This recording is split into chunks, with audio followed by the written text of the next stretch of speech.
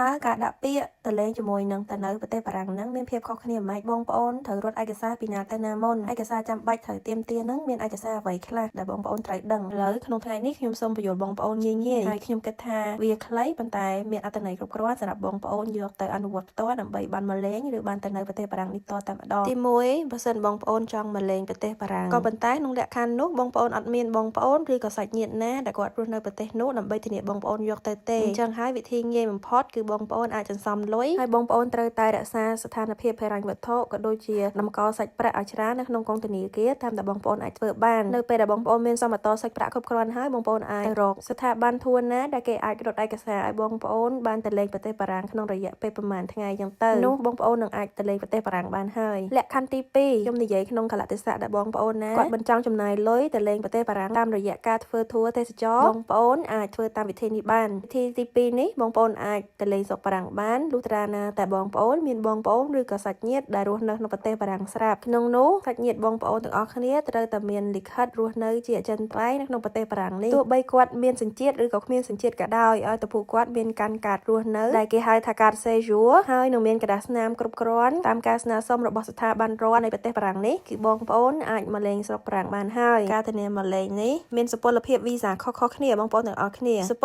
លភាពវីសានេះគឺស្ថានទូតជាអ្នកកំណត់អ្នកខ្លះក៏អាចមករហូតដល់3ខែអ្នកខ្លះក៏អាចនៅដល់6ខែបងប្អូនទាំងអស់គ្នាអាស្រ័យទៅលើ credit របស់បងប្អូនហើយក៏អាស្រ័យទៅលើ passport ធ្លាប់ចេញចូលក្រៅប្រទេសដែរបងប្អូនទាំងអស់គ្នាក្នុងនឹងដែរបើសិនជា passport បងប្អូនមិនទាន់ធ្លាប់មានការធ្វើដំណើរហោះហើរចេញទៅក្រៅប្រទេសទេវាអាចនឹងពិបាកជាប់បន្តិចក្នុងការស្នើសុំវីសានេះលក្ខខណ្ឌមួយទៀតគឺលក្ខខណ្ឌស្នើសុំមករស់នៅការស្នើសុំមករស់នៅនេះដែរខ្ញុំចង់បញ្ជាក់ប្រាប់បងប្អូនទាំងអស់គ្នាច្បាស់បន្តិចទៀតថាវាមានកត្តាពីរយ៉ាងដែលអាចឲ្យបងប្អូនមករស់នៅស្រុកបារាំងនេះបានកត្តាទី1គឺការរៀបអាពាហ៍ពិពាហ៍ហើយកត្តាទី2ហ្នឹងគឺការរកការងារធ្វើនៅក្នុងប្រទេសបារាំងនេះផ្ទាល់ការរៀបអាពាហ៍ពិពាហ៍មានបែងចែកជាពីរប្រភេទទៀតបងប្អូនការរៀបអាពាហ៍ពិពាហ៍អ្នកដែលមានក្រដាសស្នាមជាសញ្ជាតិបារាំងនិងអ្នកដែលមានកាន់កាតរស់នៅប្រទេសបារាំងហ្នឹងចាប់ពី2ឆ្នាំឡើងទៅអ្នកដែលមានអេតាស៊ីវិលជាមួយនឹងជនជាតិបារាំងប្រសិនបើគាត់ចង់ធានាដៃគូគាត់មករស់នៅស្រុកបារាំងជាមួយគ្នាគាត់ត្រូវដាច់ខាតចុះអេតាស៊ីវិលហើយនឹងត្រូវមករៀបការនៅប្រទេសបារាំងម្ដងទៀតចំណែកឯអ្នកដែលកាន់កាតរស់នៅក្នុងប្រទេសបារាំងចាប់ពី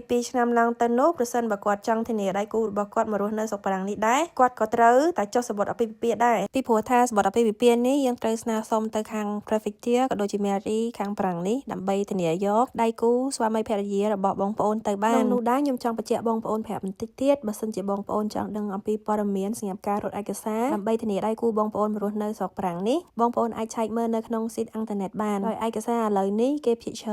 នគឺឲ្យយើងបំពេញតាមអនឡាញនៅពេលដែលយើងចូលក្នុងស៊ីតអ៊ីនធឺណិតគេនឹងទៅគេនឹងណែនាំអំពីឯកសារឬក៏ក្រដាសស្នាមដែលបងប្អូនត្រូវការចាំបាច់ក្នុងការធានាយកមកនៅនឹងហើយចំណុចមួយទៀតចង់ជម្រាបជូនពុកម៉ែបងប្អូនទាំងអស់គ្នាឲ្យបានដឹ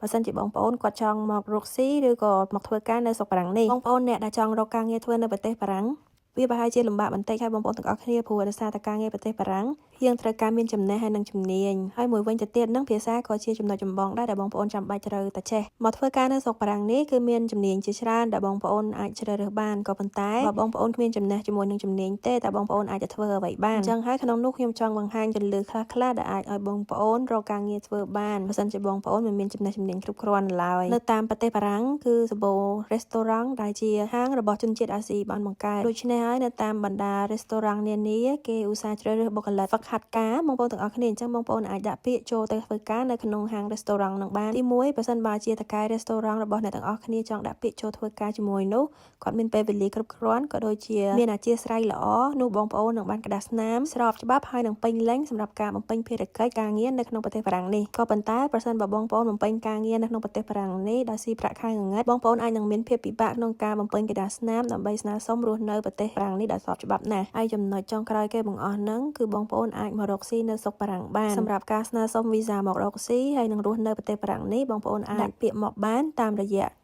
ការ apply visa នៅក្នុងស៊ីតអ៊ីនធឺណិតរបស់រដ្ឋឬក៏ស្នើសុំទៅខាងស្ថានទូតបារាំងនៅប្រទេសកម្ពុជាបានបញ្ជាក់បងប្អូនទាំងអស់គ្នាការមករកស៊ីនៅប្រទេសបារាំងគឺបថុយណាស់ហើយបើមកតាមវិធីនេះបងប្អូនអាចចំណាយច្រើនហើយមានករណីខ្លះបងប្អូនត្រូវការបង់លុយដើម្បីឲ្យឈ្មួញកណ្ដាលគេបានរត់ឯកសារនាំបងប្អូនទៅម្ដងទៀតដូច្នេះហើយវាធ្វើឲ្យបងប្អូនត្រូវបង់ថ្លៃសេវាកម្មនឹងដប់តែម្ដងខ្ញុំអត់សូវណែនាំឲ្យបងប្អូនធ្វើតាមចំណុចចុងក្រោយគេនេះទេប្រសិនបើបងប្អូនពិតជាចង់មកនៅប្រទេសបារាំងមែននាងខ្ញុំសូមជូនពរឲ្យបងប្អូនទាំងអស់គ្នាបានមកលេងឬក៏បានមកនៅប្រទេសបារាំងឆាប់ៗដូចបំណងរបស់បងប្អូនបានពងទុក